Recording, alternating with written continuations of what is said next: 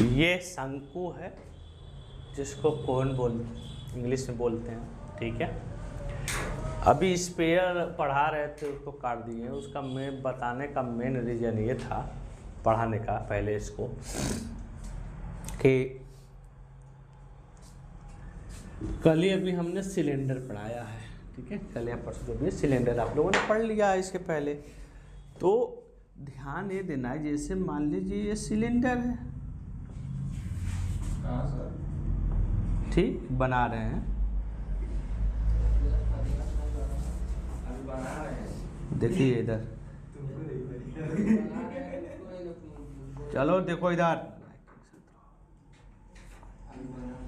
देखिए इधर ये सिलेंडर है, ठीक है। इसका आप लोगों ने पूरा फार्मूला पढ़ लिया है। इसी का अगर हम, यही कोण होता है ना, मतलब इसका 1/3 पार्ट जो है शंकु बनता है, कोण बन जाता है। 3 भाग तो हो रहा है, 1/3 भाग ही ले रहे हैं। तो आयतन इसका जो होगा, वॉल्यूम जो होगा, बस सिलेंडर का वॉल्यूम को 1/3 कर देंगे। इसका याद करने का बहुत बड़ा ट्रिक है, आसान ट्रिक है कि जो हमने सिलेंडर का आयतन पढ़ा है उसी को बस 1/3 करना है, ठीक है। कोण का आयतन हो जाएगा, ठीक है। ध्यान दीजिएगा, इसमें ये जो ऊंचाई होता है वो h होता है। यहाँ से इसकी एक दूरी जो होती है ये त्रिज्या रेडियस कहा जाता है। और ये जो यल है उसको तिरछी ऊंचाई स्लैंट हाइट बोलते हैं, ठीक है, लिख दिया मैंने।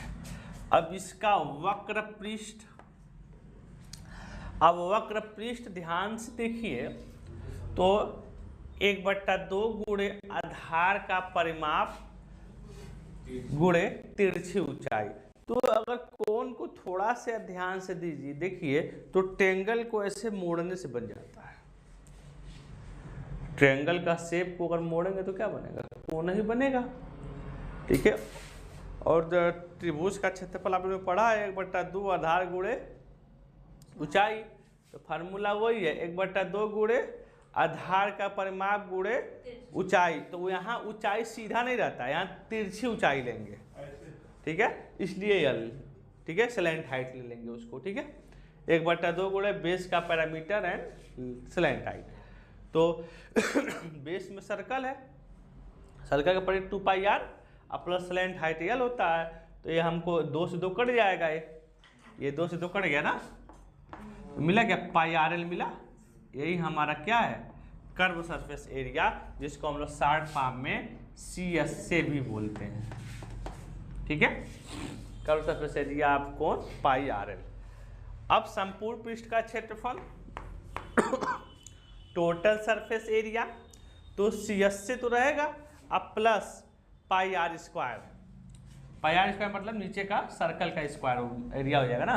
तो CS से का रहेगा अपाई πr स्क्वायर। तो ये πrl, CS से πrl बताए हैं, अब प्लस πr स्क्वायर, यहाँ से πr कॉमन मिल रहा था, तो πr ब्रैकेट में l प्लस r, इसका मेन फार्मूला ये हो गया, ठीक।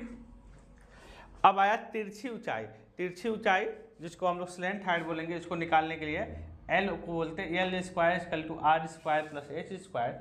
ये तो रिलेशन होता है, अगर सही से देखो तो l equal to √ r square plus h square, ये मेन फार्मूला होता है, ठीक है। पूरा फार्मूला समझ में आया, इसको पहले नोट कर लीजिए।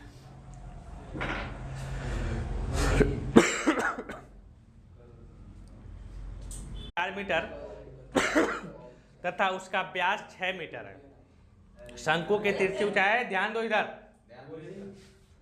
एक शंकु की ऊंचाई 4 मीटर तथा उसका व्यास 6 मीटर है। शंकु की तिरछी ऊंचाई याद कीजिए, देखिए ये शंकु है,